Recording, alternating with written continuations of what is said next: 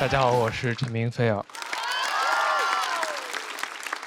我的祖籍是在农村哈，然后我们村主要是种花生，但我这个人呢，花生过敏。其实我从小生长在城市，本来不用吃那么多的花生，但我爷爷奶奶年年给我寄，儿行千里，虽远必诛。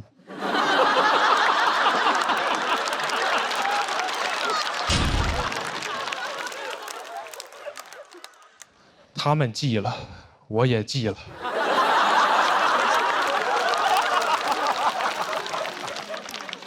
我小时候一吃花生就会想流眼泪，父母以为是烹饪方法的问题，用老家榨的高纯度花生油给我炸花生吃。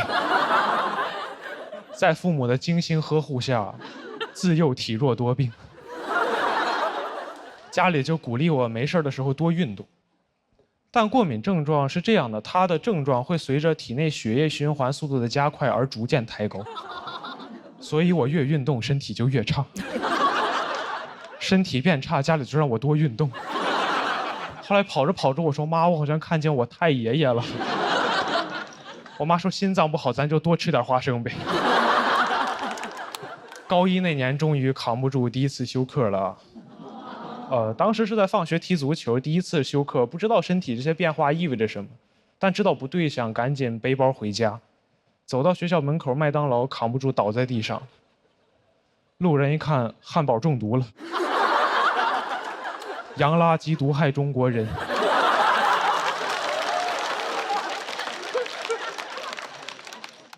服务员一看，肯德基派来的吧。店长很仗义啊，他其实可以不用管我，因为我没有倒在店里，但他冒着风险把我救了。我后来真的很感激，给送了一个锦旗，麦当劳救死扶伤，巨无霸妙手回春。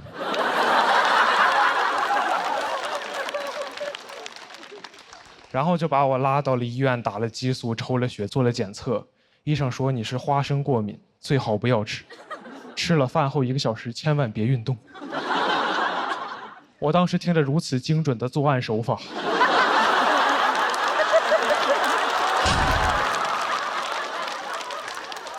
又看了看我爸妈，感觉故乡的花生米正中我的眉心。医生就说你们家以后做饭就不要再用花生油了，我们家就换成了大豆油。用了1个月，发现我大豆居然也过敏。我家里就陷入了困惑，我爸说要不咱试试转基因的呢？我说是要转我的基因吗？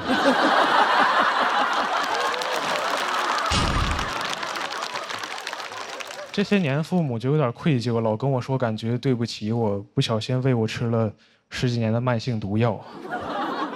我听完心情就很复杂，因为一方面我真的不怪他们，我们村祖祖辈辈都吃这个长大，都没问题，换我也想不到孩子会有这种问题。但另外一方面吧，这个比喻太精准了。我爸是一个山东人，我妈是一个河北人，我查了一下，跟潘金莲、西门庆是一样的配置。总有一个人在提供毒药，一个人在负责熬制，就为了送走家里的大郎。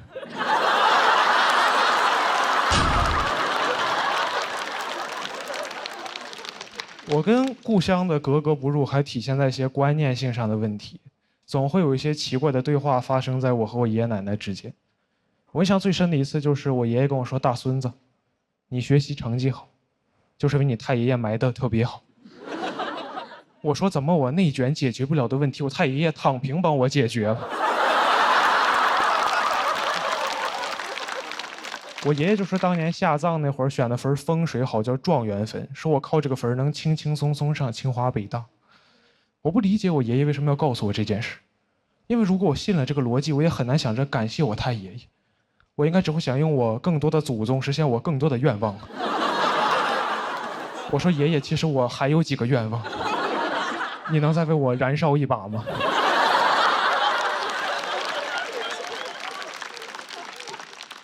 我发自内心是不信宿命论的，但我发现真到考试的时候，又很难克制自己对这个分的喜爱之情。他至少让我进考场的时候有一种莫名的自信。我同学问陈明飞：“你今天怎么这么自信？”我说因为哥们儿下面有人。你10年寒窗，哪比得上我几代人默默无言的沉淀？他说这么狂，你是给人塞钱了吗？我说哥们儿，钱多了烧的呀。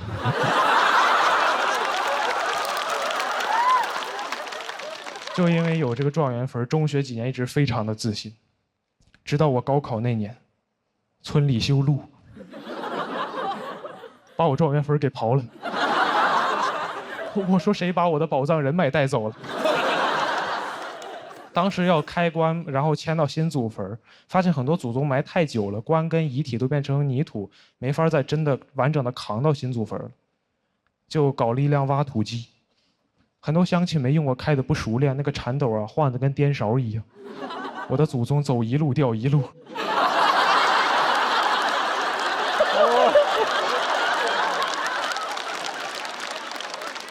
那年我的一模二模高考成绩啊，也走一路掉一路。后来高考分出来，差了1分，没有考上清北啊，但是我知足了。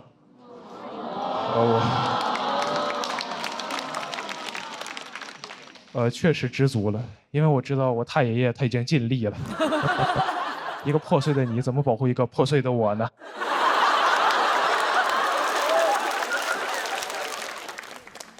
但我觉得如果能重来啊，我会跟着那个挖土机，他一边抖我一边说岁岁平安，岁岁平安。拿个扫把收集我的清北碎片。我觉得其实没有太多遗憾，因为我感觉就差一点没考上，跟真考上其实是差不多的。直到我参加了一场线下的脱口秀比赛，那个俱乐部的推文是这么写的：本次比赛的选手百花齐放，百家争鸣，有清华、北大，和来自北京的选手陈明飞。我说好像不太一样啊。但那次比赛结果还挺好的，战胜了所有清华北大的选手，而且就多了1票。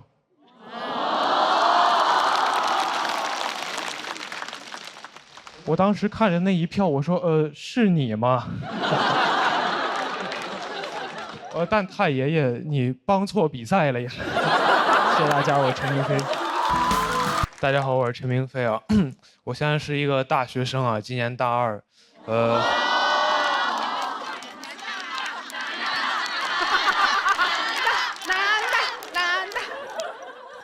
现在心情怎么说呢？就是马上要期末考试了。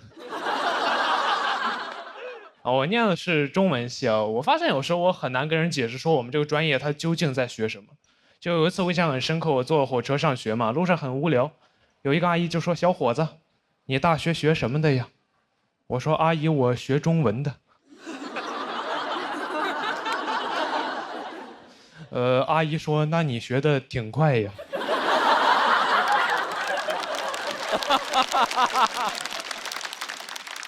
我说：“阿姨，我是中国人啊。”我在我们专业，说实话，待的没有说特别适应，因为我们专业是一个就是女生比较多、男生比较少的一个专业。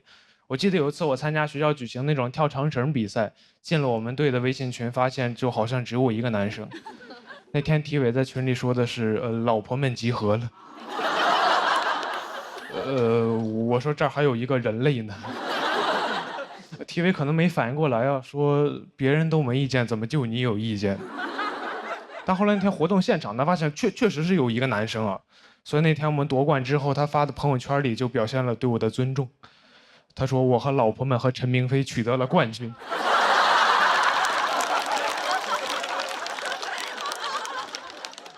感觉我像他们养的一条狗。我念中文系就是想学习写作，写一点真正好的一点作品。但上了大学之后，老师跟我说，一个作家想写出那种真正好的作品，应该要先过30、40年苦日子。我说这是不是有点太久了？你说我万一好不容易熬了20多年苦日子，然后突然死了，那我这辈子不全是苦日子吗？就你不要跟我提什么卧薪尝胆的勾践，我知道这个听着很励志，但我觉得他励志就是因为勾践当年成功了。他要是尝了3年胆被夫差灭国，那他在历史上就是一个沉迷尝胆。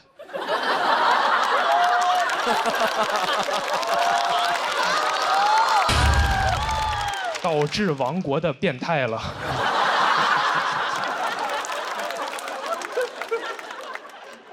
不过我还是一个比较实际的人啊，我也焦虑过，说我真正能写出好作品之前怎么赚钱养活自己。我甚至考虑过转专业，但我后来转念一想，自己在老家有一群爱看霸道总裁爱上我的朋友，我心想这群傻帽的钱哥们还是能挣的。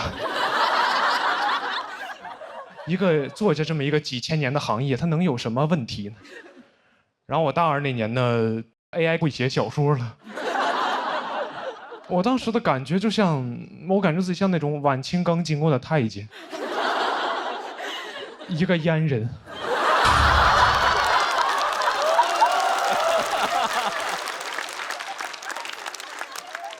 就是我准备工作刚做完，发现行业消失了。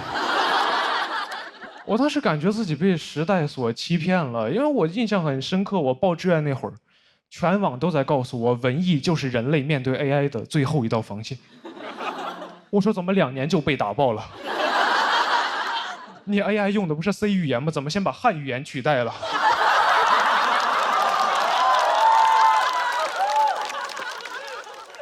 你这个 C 该不会是 Chinese 的意思吧？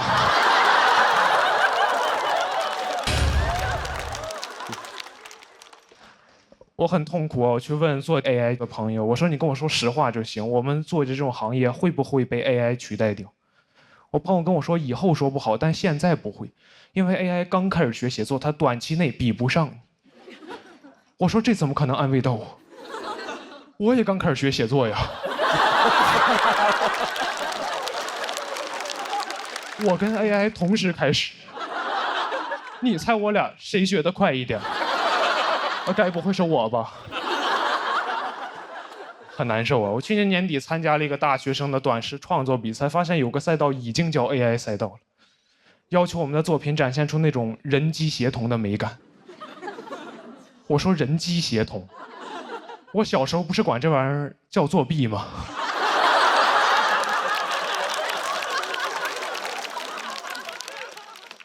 我记得我小学那会儿看着有同学考试那会儿拿手机搜题，人机协同，轻轻松松拿高分。我辛辛苦苦做半天拿个中等的成绩，我都安慰自己，我说陈明飞没事，你现在累了一点，但你培养了能力，长大你比他们强。长大发现人机协同才是真正的能力，就感觉像另外一个版本的卧薪尝胆，就是勾践尝了3年胆，发现夫差让别人消灭了。人轻松了，苦白吃了，在历史上还是一个沉迷长胆的变态。我当时就感觉相信了很多年的道德信仰就是崩塌了。我去听了我们学校一个 AI 应用伦理的讲座，那个讲座上老师就明确说了，你用 AI 帮你写小说、写文章、发杂志肯定是不对的。我说哦，至少还可以，至少象牙塔还支撑着我原来的道德观念。那天有一个提问环节，有个学生问老师：“我确实没有用 AI， 但很多周围同学都在用 AI， 我不用我不就比不过他们吗？”我心想，老师这个人一直太不坚定了，你赶紧说他骂他，点醒他。老师说：“咱们先把后面的摄像机关一下。”老师跟大家分享一点真东西呀。老师说，这个 AI 刚开始发展没几年，很多相关规定都很灰色，所以老师觉得吧，只要没人管，你就随便用。我说什么？我拿你当教父，你跟我玩碟中谍？哎，那我刚刚辛辛苦苦那1个小时听的是什么东西呀？是用来解锁正文的广告吗？我那天明白了一个道理啊，我感觉就是伦理道德这个东西啊，它就很像摄像机，它能约束人性的丑恶，但也能关。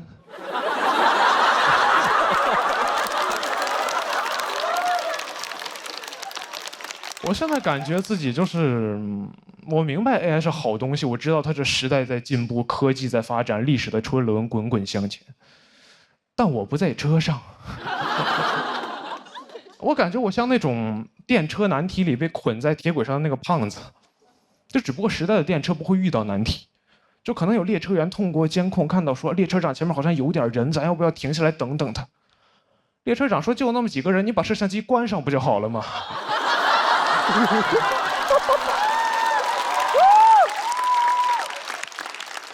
就看着那个车越开越近，我旁边的朋友就会问陈明飞：“咱们现在怎么办？”我说：“我自横刀向天笑，去留肝胆两昆仑。”他说：“那我先上车了。”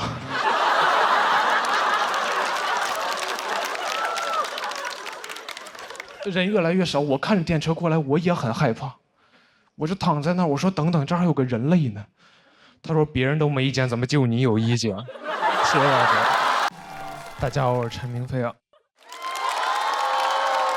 这2年主要在外地念书，跟老家家人朋友聊天，主要靠发微信。但我发现微信这个软件其实很容易让我变得敷衍，就是朋友转我视频，我肯定不看，哪怕我本来就在看视频。我只会先等1个小时，然后说哈哈哈哈哈。他说这是我偶像进监狱了，但他发的是语音，我也懒得听。我说笑死。线上有点敷衍，线下也不是很擅长社交。大学有空去讲一讲脱口秀。大一那年省吃俭用攒了1500块钱，瞒着家里去成都打了一场比赛。朋友们，这是场豪赌。因为如果赢了，我就能用奖金买机票回上海。比赛结果怎么说呢？上海30个小时绿皮硬座也能回。我上车的时候其实感觉还好，因为我觉得现代人只要有手机玩，熬30个小时不是问题。上车之后才发现，这辆车有座但没有插座。说实话，我宁愿它只有插座。手机没电之后，我才意识到平时坐高铁还是有点太矫情了。有人外放视频，我就心想这个声音怎么这么大？但那天，我说这个声音我怎么听不听呢？我发现我其实挺喜欢跟人一起看视频的，烂片我也看。我感觉烂片可能就适合在绿皮放，无聊的人看无聊的片儿。上海堡垒只在绿皮，豆瓣至少9.9。绿皮书能拿奥斯卡，就是因为叫绿皮。我觉得人可能就是在这种环境里才容易看东西感到开心，觉得好玩。我现在特别理解录节目为什么要做得紧，还要收手机，以为自己踏上了通往快乐的列车，殊不知这是一班绿皮儿。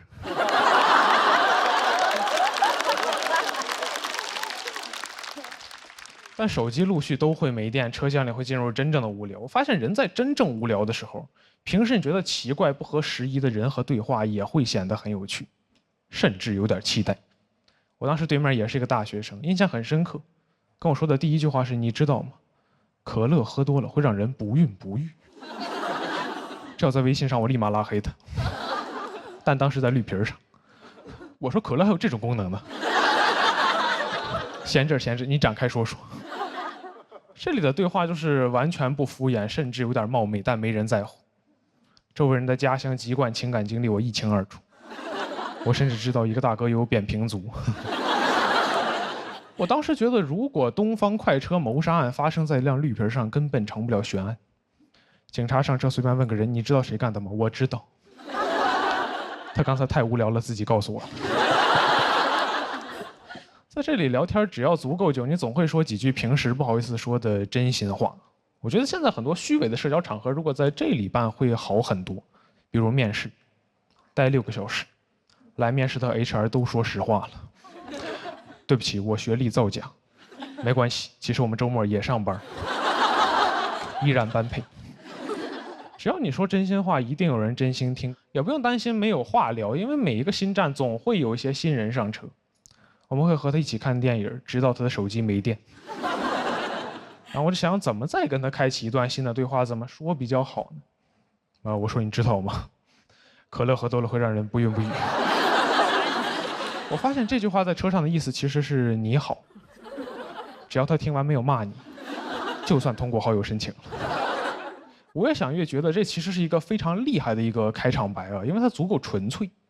你听别的你好，打扰一下冒昧，你都感觉很得体，但下句他就要有求于你。而你知道吗？可乐喝多了会让人不孕不育，一听就知道，他都没打算见你第2回，纯聊天。就这样一直坐到终点。我说要不加个微信吧，也算最了解彼此的人了。到家之后给他发了一个视频，他说哈哈哈哈哈，然后再也没有联系。我有一个也不是很擅长社交的朋友，听了这段经历还挺高兴的。大二那年回老家，他也做了一半绿皮。上车之后就给我发了张照片，说陈明飞你个大傻帽，你看这是什么？我点开一看，我说插座。这种脏东西是怎么出现在绿皮上的？上网查了一下，说2024年开始陆续开始给这种绿皮车加装插座了。我说那以后烂片谁来看？可乐的秘密也要失传了。其实我知道加装插座还是为了提高我们的用户体验，让我们更快乐，但还是有点遗憾，就失去了一个社交的世外桃源。谢谢大家，我是陈明飞啊。大家好，我是陈明飞啊。我现在是一个在校的大学生啊，住在学校的8人寝室里面。我们学校为了提升我们这个寝室的住宿质量呢，就把它划分成了4个小隔间，所以我们宿舍现在既有8人间的拥挤，还有2人间的冷漠。整个宿舍是一种相看两两厌的感觉，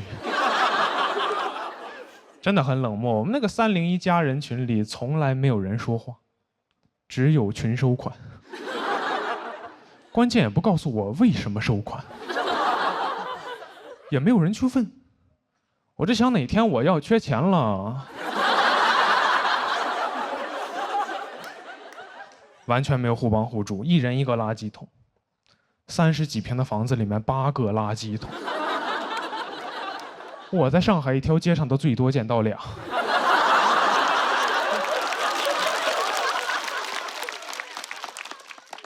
一人一个垃圾桶，你们屋里总有垃圾。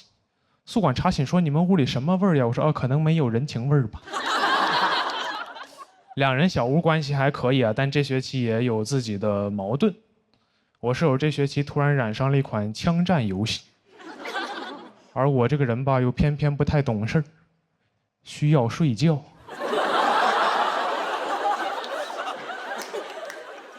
有一次我实在扛不住了，我说哥们儿，我有点神经衰弱了，能不能先让我睡1个小时，睡醒你再接着玩？他说那这50个人质谁来替我救？我感觉他的脑回路跟我们宿舍的垃圾桶一样，有8个。现在每天叫醒我的不是闹钟，是他的 AK。我身在和平年代，心有战后创伤。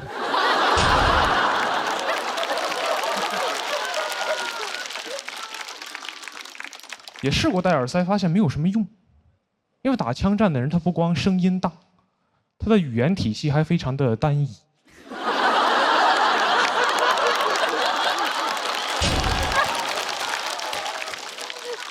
顺利的时候他会反复问对面你错了吗？你错了吗？你错了吗？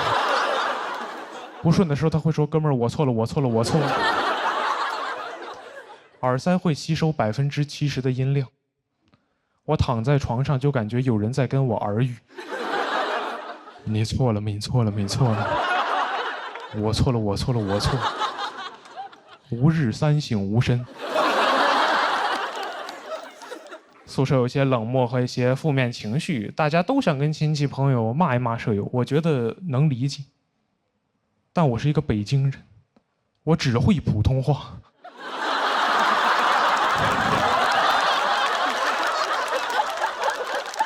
我骂他们透明，他们骂我加密。就算我舍友坐在我床边，对着他爸妈激情四射的辱骂我，我也很难确定他在辱骂我。有时候我都听到我的名字了。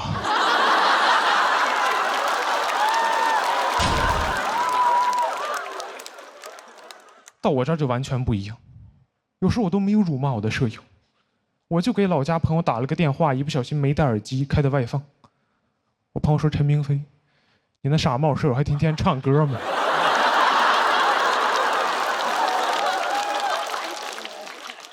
我说我舍友唱歌不傻帽。后来时常会反思宿舍关系怎么处得这么差。我记得我小时候还是一个很外向，跟谁都很自来熟的一个孩子。我记得小学那会儿，老师为了阻止我上课说话，会专门把我们班最不爱说话的同学全放在我周围。朋友们，没有不爱说话的人，他们只是没有遇到对的人。每天都很开心，老师就很不开心。老师就会说：“陈明飞，你们几个要是再说话，就都给我出去站着。”朋友们，一个人出去站着叫罚站，一群人出去站着那就提前下课了。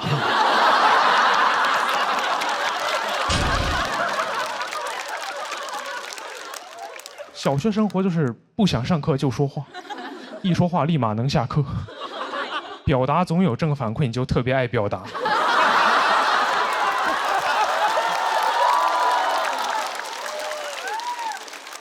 那是怎么到现在这个程度了呢？因为表达不可能总有正反馈。我记得我中学那年看了一起社会新闻，是有一个性骚扰的案子，那个受害者跟我的年龄很相仿，我看完很愤怒，发了一个朋友圈，我说这种性骚扰和恋童癖的人都应该去死。当时同学也不转发支持，纷纷用同情的眼神看着我。我当时有一点尴尬，但我觉得值得。我觉得我们就应该为了这种东西勇敢的、正义的去表达，就应该这样。很多网友也是这么想的。经过我们2个月坚持不懈的努力，这个案子终于辟谣了。警察说这个案子是一起仙人跳，当时那个心情就格外的复杂。因为首先我们能承认，能被仙人跳的人他肯定不是什么好东西。但你也不得不承认，确实冤枉坏人了。那是表达欲第一次受挫，你感觉你以为你是帮助了一个人勇敢的发声，最后发现其实你被这个人当枪使了，那种感觉很不好。这就很像赵云7进7出救出了阿斗，然后刘备告诉他这其实是曹丕。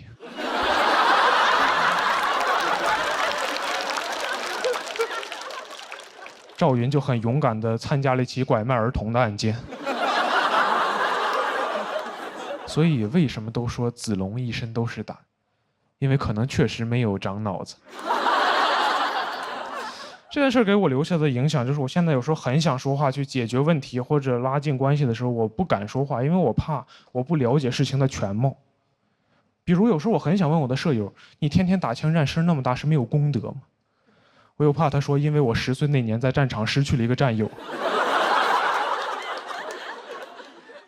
有时候也会对自己很失望。有一天就是感觉，原来社会新闻你都敢勇敢说，现在宿舍冷漠你都不敢说话了。就在宿舍群里说，你们有没有感觉咱们关系其实处的一般？平时要不要多聊几句什么的？发完我就后悔了。我特别怕有一个人说，因为我有自闭症。我说那我太不是东西了。但好在没有人这么说。因为根本就没有人理我，就在群里发了一个消息，没有人理你是非常尴尬的。我就想怎么能让他们理我一下，怎么能让他们回复我一下，我就发了一个群收款。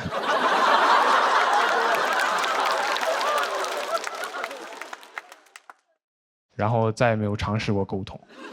我现在依然相信没有不爱说话的人，但会有很多对表达失望、不愿意再表达的人。在一次次辟谣里面，我们就真的慢慢分不清那50个人质是真是假。所以有时候也请宽恕身边的沉默，或许我们也曾是最爱说话的人。谢谢大家，我是陈明飞。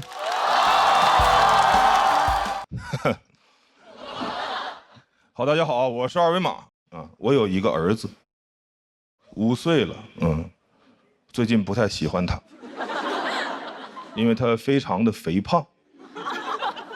咱也不知道为什么，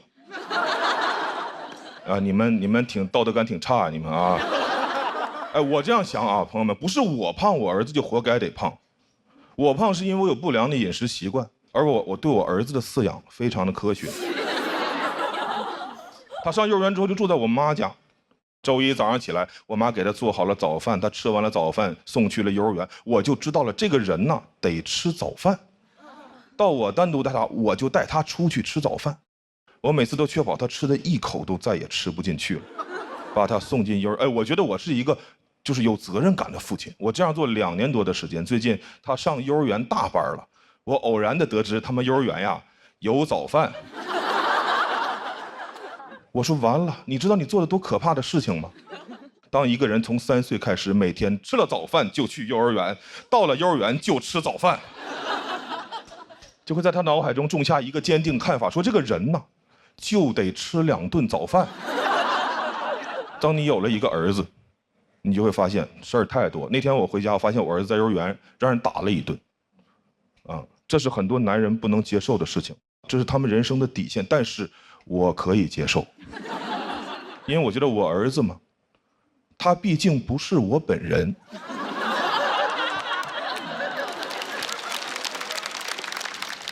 别人打我本人，那是我不能接受的事情。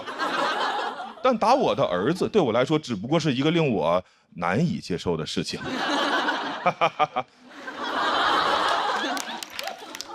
我花费了一些时间接受了下来。我说那明天我送你去幼儿园吧，你别让打一顿，你不敢上幼儿园。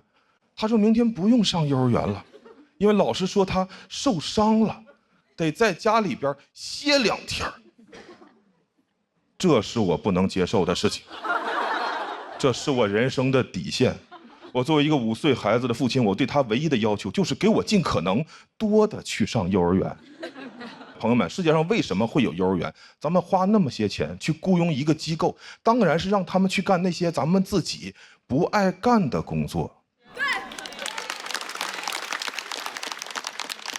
我要是特别爱带孩子，我儿子能上幼儿园吗？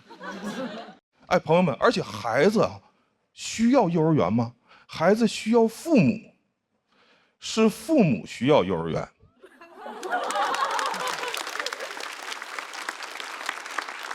现在幼儿园太膨胀了，没事就给你打电话，来个电话说冯先生，您儿子在我们幼儿园有点流鼻涕了。我说那回家就不流了呀。哎，我想不通啊，幼儿园为什么会觉得我就急需一个流鼻涕的孩子呢？我要是能选择，我会让我儿子把他一辈子的鼻涕都给我留在幼儿园。晚上回家的时候，还给我一个鼻腔干燥的儿子。在其他的消费活动中，商户是不敢对咱们如此无礼的。我送一件衣服去干洗，他不可能洗吧给我打电话说冯先生，您这个衣服洗呀丢颗扣子，你快拿回去吧，再洗就没有扣子了啊。不可能，他得把我的扣子找到缝回衣服上，洗好了我拿家来，这是他们收的钱应该提供的服务。幼儿园也是一样，我理想中的情况是幼儿园给我打电话说冯先生，您儿子在我们幼儿园有点流鼻涕了。我说好，那如果我儿子下午的时候止住了鼻涕，他晚上就能回家。如果他下午没有止住，您就得给我一直带。幼儿园那边的麻爪的说什么？您儿子流鼻涕流得很严重，我说我送去时候可不流啊。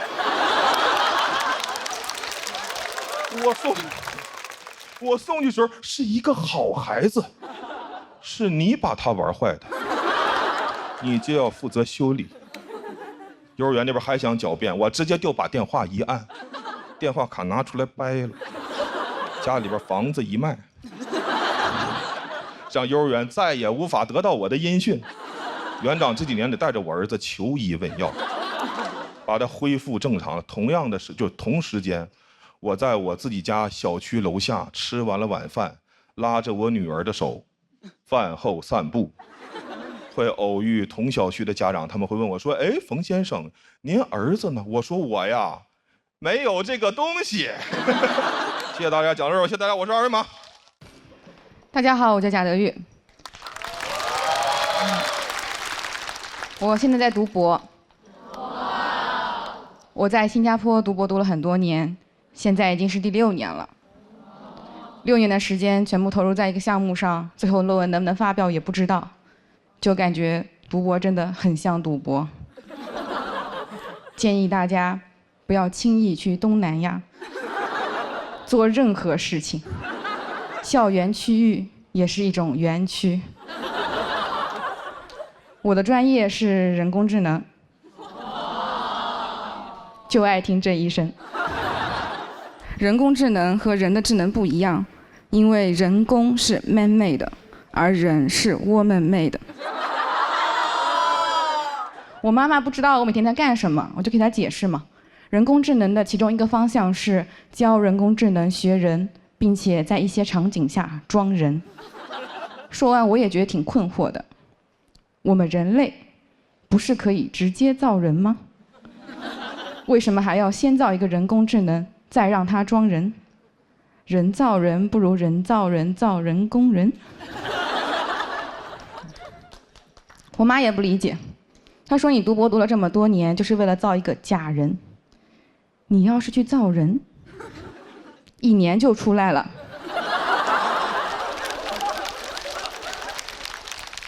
现在小孩都会打酱油了，6年，你都能造6个了。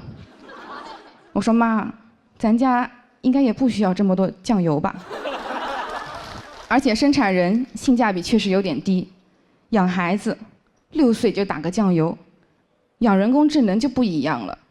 DeepSeek 1岁就能做逻辑推理，语数科技的机器人3岁就能上春晚，人工智能从出生那一刻起就可以为我打工赚钱了。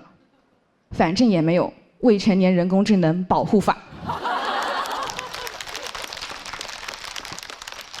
我觉得我的想法这么奇怪，主要的责任在于我妈。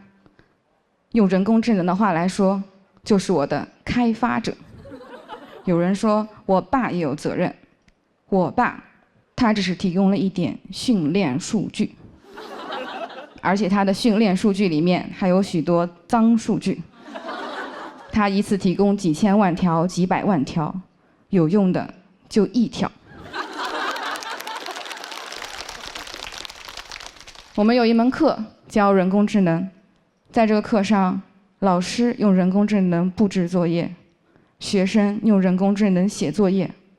老师知道之后，又开发了一个新的人工智能，检查学生的作业是不是人工智能代写的。那这个过程中，人类发挥了什么作用？人类卷死了2个人工智能，人工智能都懵了。你们人类究竟为什么这么卷啊？他们硅基生物哪懂我们碳基生物啊？我们碳基生物 DNA 就是卷的，双螺旋结构。好在人工智能也不总是智能。那天我问 ChatGPT，1/3加1/5等于几？他说1/8。仔细一想，倒也正常，毕竟 ChatGPT 是美国人发明的。后来我也去问了 DeepSeek， 他每次都能答对。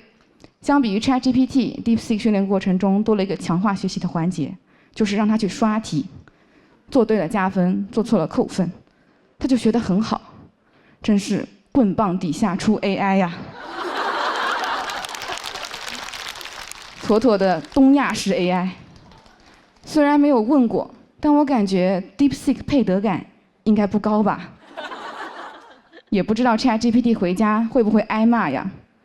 看看别人家的 AI， 再看看你，你现在不好好学习，以后怎么进爱奇艺这样的大公司啊？我把这个内容发给 DeepSeek， 问他建议，他说知识点太多，笑点太少。我说我相信喜单的观众，他说呵呵，还是你们人类会做人啊。我说那你来加点笑点吧，他就在我的文本中添加了一对括号，括号此处全场爆发了雷鸣般的掌声。谢谢大家，我是贾德玉。大家好，我是史岩我们家有一个小孩，就只有一个小孩。我跟我老公都是独生子女我们是有独生子女光荣证的人。就是我们要这个孩子的时候吧，当时就以为独生子女这个事儿必须得传承下去，所以当时要完这个孩子，直接就给他也办了一个独生子女光荣证然后做了一个节育手术，带了一个小环儿。跟大家解释一下，是节育，不是绝育不是小猫小狗那个就是全切了嘛，他那没了我这个还保留了我的花花肠子好像这个世界上就是很神圣的事儿，一般来说都用一个小环代替。你看你结婚的时候戴个钻戒是吧？就是一生只能爱一个人。然后你戴上这个小环之后呢，就是一生只能生一个人。但是戴之前我确实是非常害怕，因为你不知道它是怎么操作的嘛。但是戴完之后，明显感觉自己有点不一样了。当时我从那个手术室往外走的时候，我突然发现我不再需要为这个事儿负责任了，好像突然拥有了一些男生的权利。你甚至可以用这个东西反制他。将来有一天他问我，他说怎么怀孕了呢？我也可以跟他说，我说不能啊，不能是我的呀，我带了。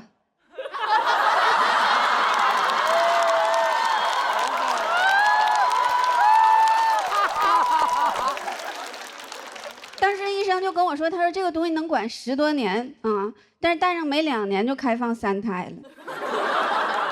然后婆婆就跟我说，她说赶紧生吧，啊，生3个，生3个光荣。我说妈，这把能定下来不啊？上把我都熬印了。